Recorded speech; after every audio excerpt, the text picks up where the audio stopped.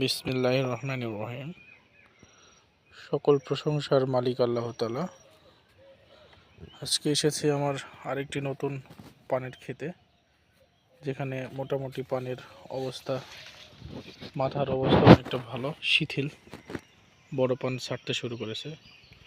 কিন্তু অনেক জায়গায় আমি একটি বিষয় দেখতেছি, যে সেটা হচ্ছে যে জ্বর অথবা লতা পচে যাওয়া। এই পচে যাওয়ার জন্য কি করণীয়?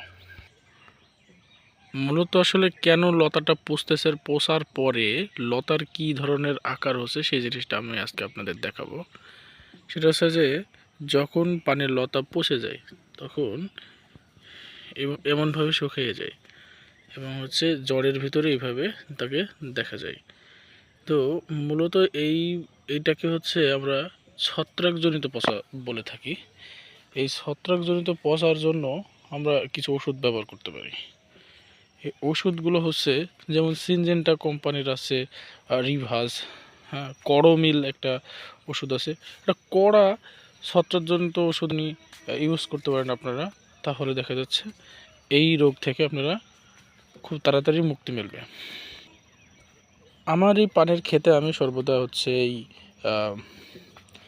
রিভাস, করমিলটা খুব কম ইউজ করি, কিন্তু রিভাসটা একটু বেশি ইউজ করি, যার কারণে আমার বড় যে মোড়াটা খুবই একটা নেই বললেই চলে। এই হচ্ছে আমার পানের ক্ষেত। পানের ক্ষেতের মোটামুটি একটা সৌন্দর্য অলরেডি বয়ে উঠেছে। ও আপনাদের দেখাই যে আজকে আমার বড় অলরেডি পান ভাঙার কাজ চলতেছে।